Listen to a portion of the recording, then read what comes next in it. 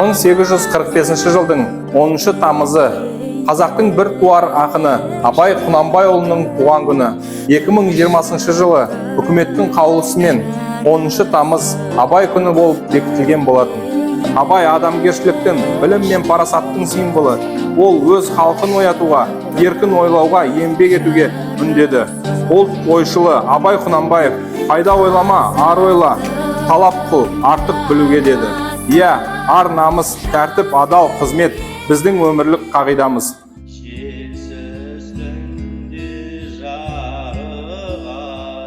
Желсіз түнде жарығай, сәулесі суда дірілде.